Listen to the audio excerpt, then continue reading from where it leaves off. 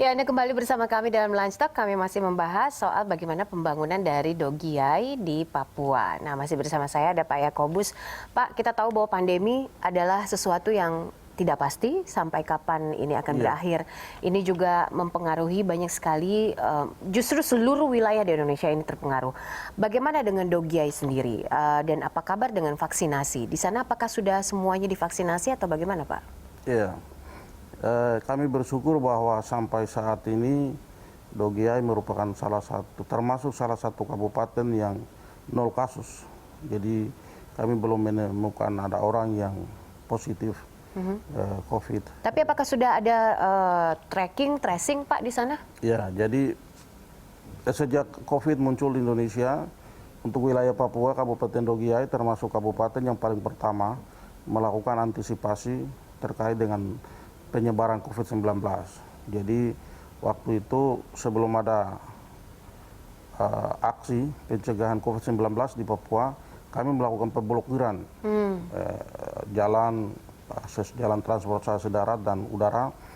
Dan setelah dua minggu setelah Kabupaten Dogiai melakukan itu, barulah pemerintah Provinsi Papua mengajak para bupati untuk mengambil tindakan yang sama.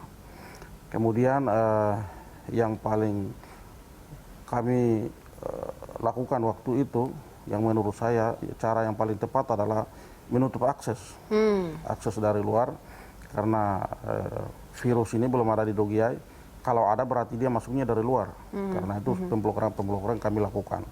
Nah, seluruh pintu masuk yang ada di Kabupaten Dogiai, yang dari lewat darat, udara maupun laut, kami tutup. Dan syukur bahwa itu sangat efektif sehingga sampai sekarang belum ada COVID-19 di Kabupaten Dogiai. Nah, kami beberapa waktu lalu sudah mendapat kiriman vaksin dan kami sudah sedang dalam proses melakukan vaksinasi. Tapi perlu saya sampaikan bahwa tidak semua orang atau hampir sebagian besar masyarakat justru menolak vaksin di Kabupaten Kenapa, Dogiai. Pak? Alasannya apa? Masyarakat beranggapan bahwa mereka tidak tertular dengan tidak kebal lah, merasa kebal. Jadi kami tidak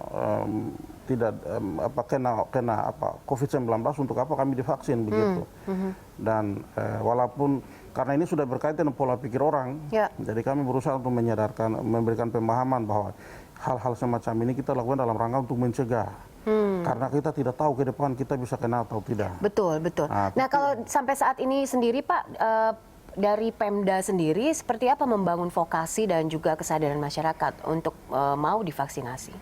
Ya, ini bagian yang paling sulit. Ini bagian yang paling sulit karena ini berkaitan dengan mindset orang, pola pikir orang.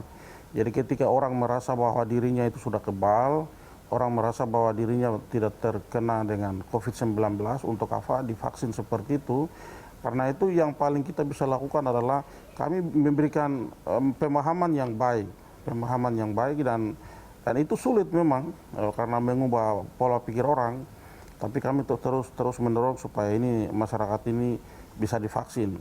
Tapi dari proses vaksinasi yang sedang kami lakukan ini, kami lihat memang dari waktu ke waktu masyarakat itu sudah mulai bertambah yang datang ingin vaksin, semakin bertambah, terutama dari pihak tenaga medis dan pegawai negeri sipil. Dengan aparat keamanan kami wajibkan untuk melakukan vaksin itu. Oke, nah kalau dari sisi pengiriman vaksinasi sendiri dari pusat ke daerah, Pak, sampai sejauh ini apakah ada kendala dan apakah cukup vaksinasi ini untuk teman-teman yang ada di sana, Pak? Kami baru mendapat pengiriman tahap pertama. Dan dari jumlah yang dikirimkan kepada kami itu sampai sekarang belum selesai.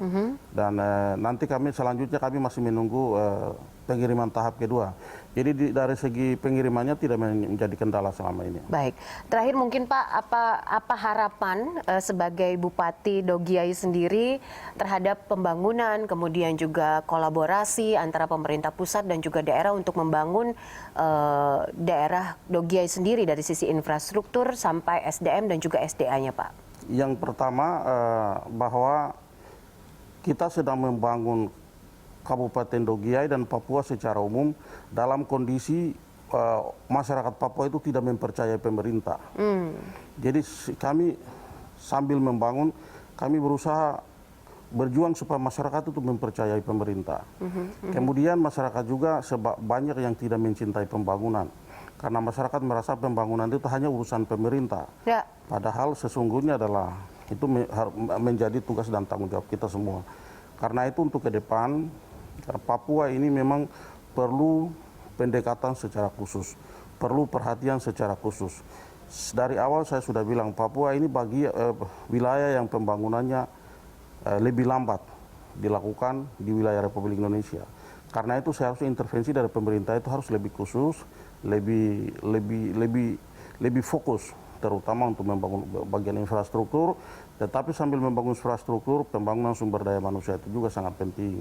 Baik. Karena itu yang kami harapkan adalah semakin banyak pemerintah pusat mengintervensi pembangunan di Papua, itu akan semakin baik. Dan itu akan membuat kepercayaan masyarakat terhadap pemerintah itu semakin meningkat. Oke, baik. Itu harapan dari seorang Bupati Dogiyai ya sampai saat ini. Yang terakhir mungkin, dari sisi produksi kopi tadi Pak dan juga komoditi, apa yang bisa diharapkan, apa yang bisa dilakukan sehingga nilainya juga semakin meningkat dan nilai ekspornya juga semakin naik? Ya, saya pikir yang terpenting sekarang adalah kita merawat kopi-kopi yang sudah kami tanam. Kemudian kita semakin mempromosikan kopi yang ada dan kita membangun relasi yang baik terutama dari posisi distribusinya. Kalau itu dilakukan saya yakin bahwa beberapa tahun ke depan kopi Dogiyai itu bisa menguasai pasar dan itu juga kemudian memberikan kontribusi yang besar bagi pendapatan daerah dan juga pendapatan keluarga. Baik, terima kasih Pak Yakobus untuk waktunya bersama kami dan juga berbincang bersama kami. Semoga makin maju ya, kemudian juga kendala-kendalanya juga bisa diatasi dan terutama kopi ini ya bisa terus ditingkatkan komoditasnya dan juga produktivitasnya untuk menaikkan ekspor di Dogiyai sendiri. Pak Yakobus, terima kasih. Ya, makasih. Ya, sehat-sehat selalu di tengah pandemi ini dan terus membangun Dogiyai.